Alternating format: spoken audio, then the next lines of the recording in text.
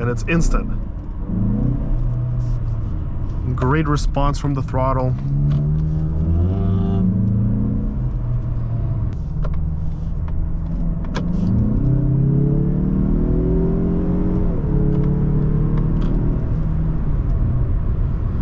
The acceleration here is superb. Great power.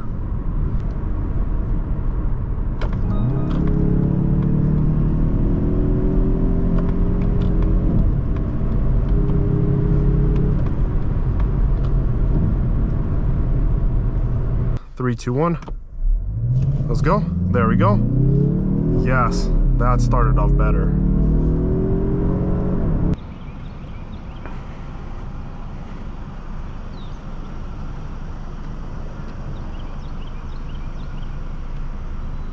Hello there everyone, and welcome to DM Car Reviews.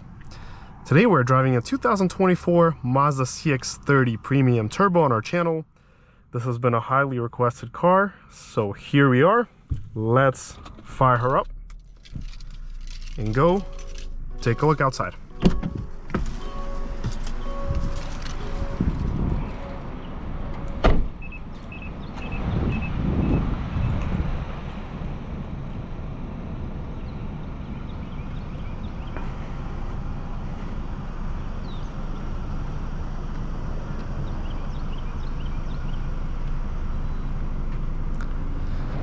I'd like to think of this Mazda as like a lifted Mazda 3.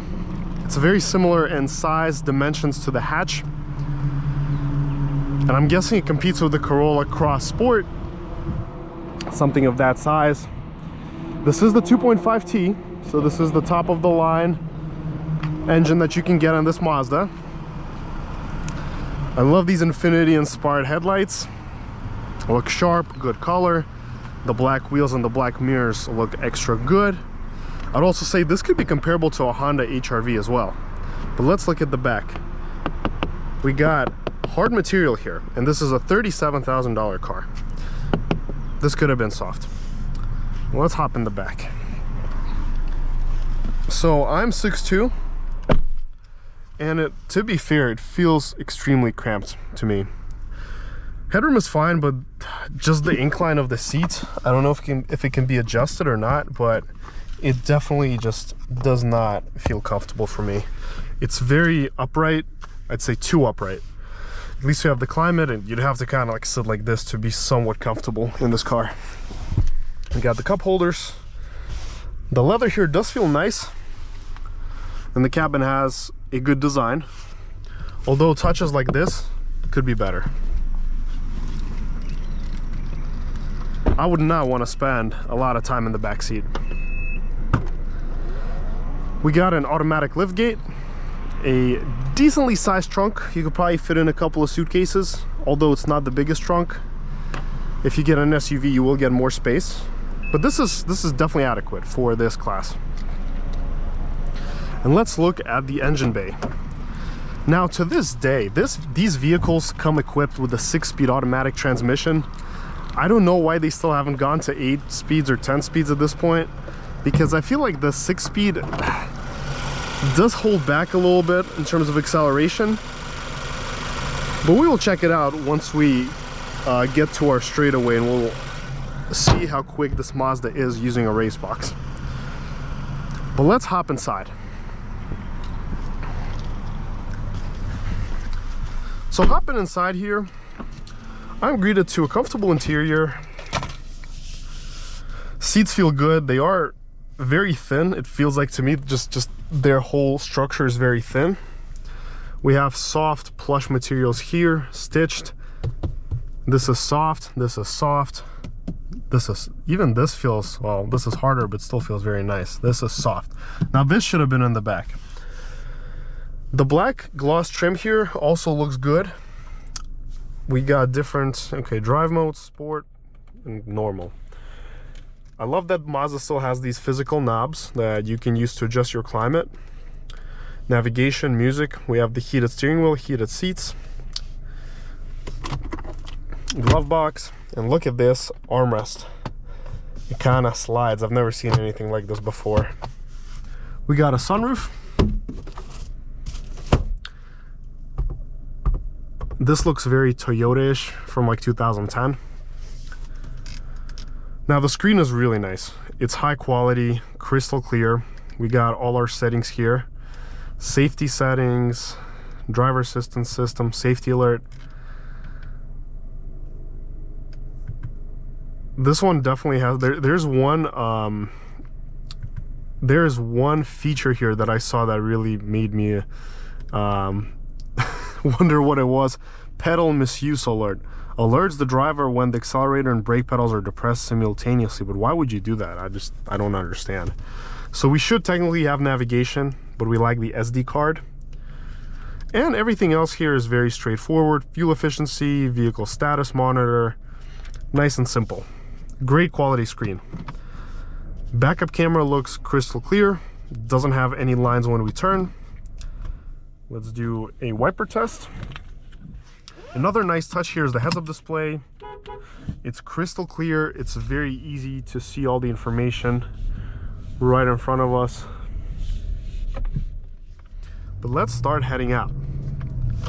First thing that I want to notice is that the Mazda here has a floor-mounted pedal. Very similar to the gas pedal in Mercedes or BMW. And the steering. It's definitely very informative and athletic. And I can already tell without even going on the road that this is gonna feel nice to drive.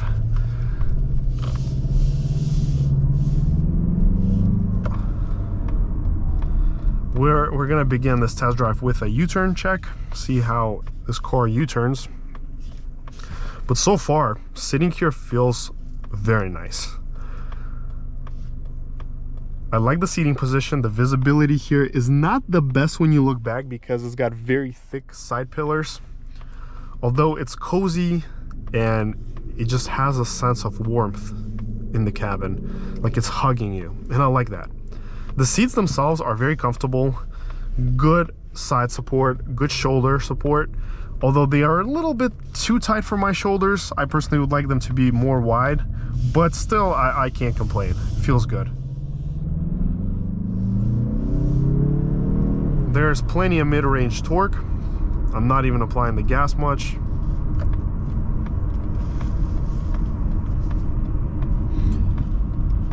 As I mentioned before, the steering here is sporty.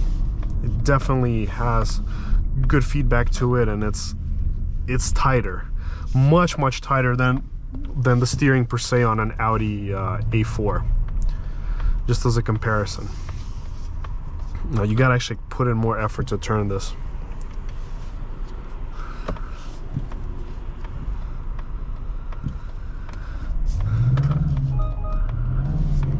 Alright. We have an audible alert and a visual alert for blind spot. And sport mode really wakes things up. There's so much torque down below. Feels wonderful. And it's instant. Great response from the throttle.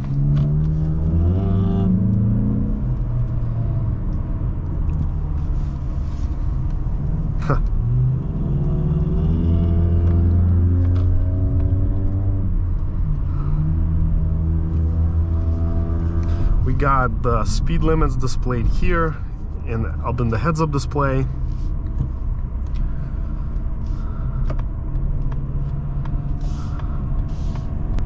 I like how the blinker also fades when it lights, after it lights up.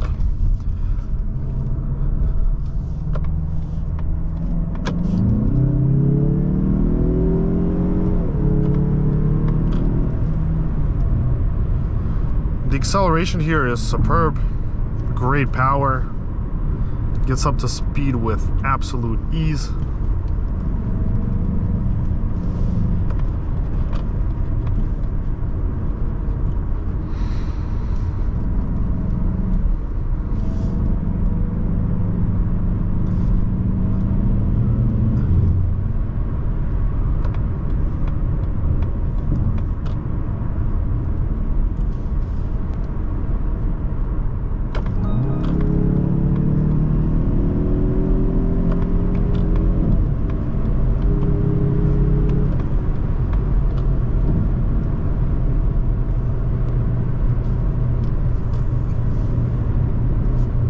Yeah, sport mode here is a blast. And I like how it draws this red line above the speed limit, and you can see how much more you're going. Yeah, the passing power here is stellar. Very satisfied with the power. But let's turn around and do our acceleration test. We're gonna do our first one without any brake boost, and then we're gonna give it a little boost, see if that changes anything up. All right, so let's do our 0 to 60 test. So this is gonna be from idle, 3, 2, 1.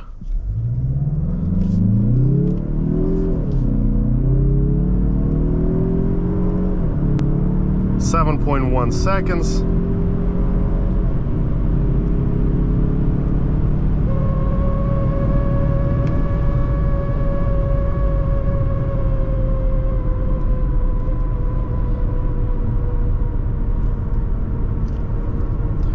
Interesting, what was that sound? Huh. So we did 7.1 from idle.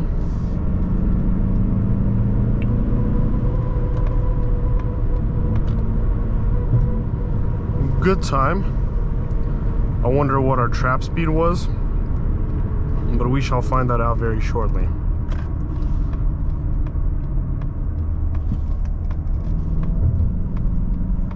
Let's do a quick U-turn.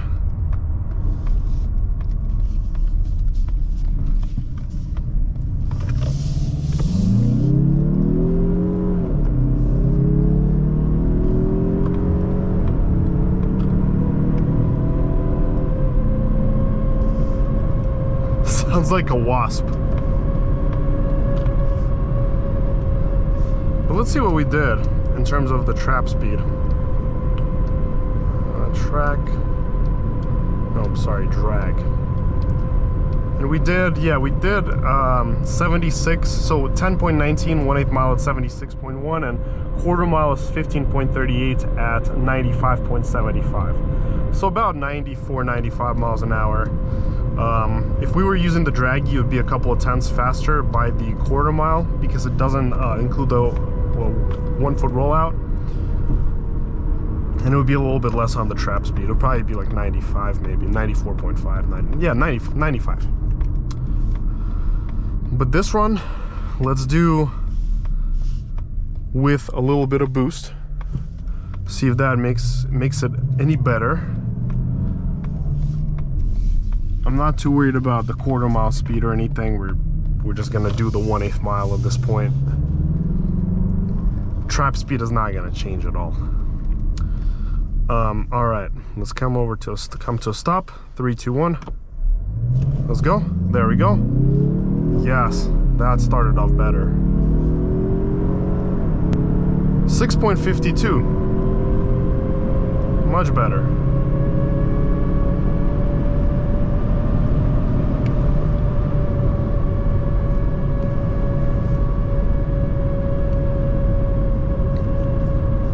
What is that sound? Maybe someone can tell me, because I don't know. Definitely doesn't sound normal.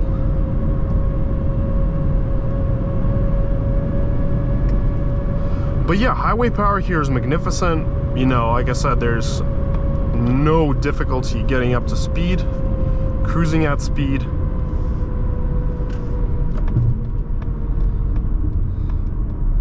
Let's see how she does on the back road.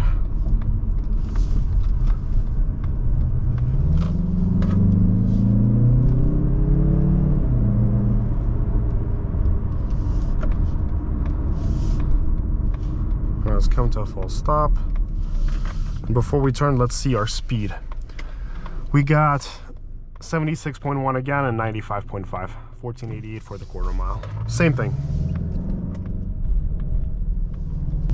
So as far as backroad handling, it feels quite nice. It definitely has good maneuverability, but it does have a little bit of body lean when you try to throw it around into a corner.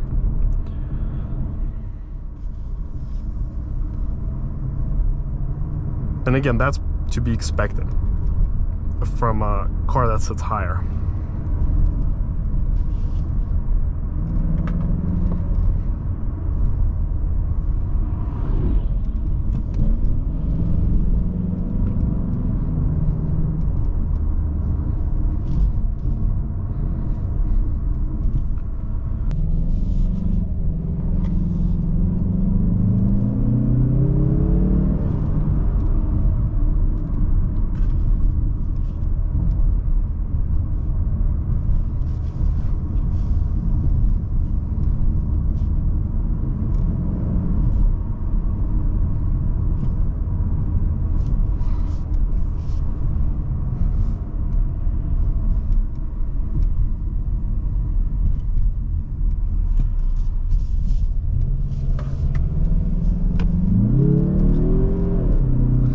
this is not a high revving engine. It's definitely more like a diesel.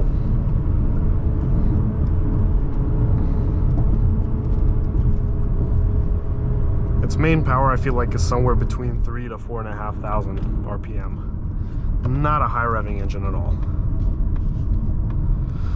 So a few more things to add. Like I said, I do really like the ride. I think they made a solid, balanced ride. Not too stiff, not too soft. You're not gonna get car sick in this Mazda if you take it on long drives. It's gonna feel good. But one thing that I would have probably changed here is I would have made the steering wheel thicker like BMW does it. And I would have definitely made the back somewhat more comfortable, because it is not comfortable in the back. So you probably would want to use this car for two people, maybe two people, you know, kids, or maybe pets. I wouldn't want to put adults in the back of this car. And also the brakes, they're not bad, but you do have to press in noticeably deeper to get a good response from them, to get more stopping power.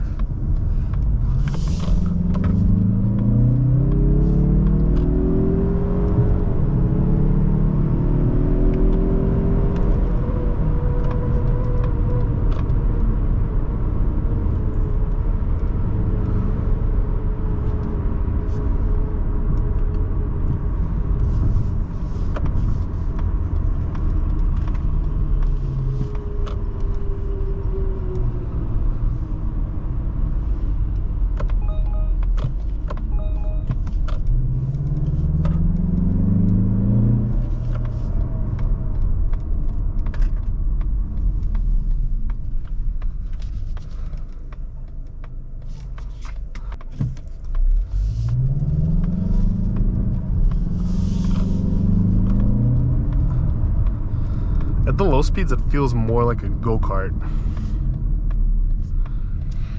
I gotta say, I've enjoyed driving this Mazda. It has a nice feel to it. It's got a lot of German-inspired traits, such as the gas pedal, the steering feel. It doesn't feel as Japanese as you would think it would. And what's surprising here is that this car actually has sportier steering and feel than your normal Audi, per se an A4. This feels sportier, and it's not even a sporty car. That's what's even more surprising. But make sure to smash that like and subscribe button. Let me know what you thought down in the comments below, and till next time.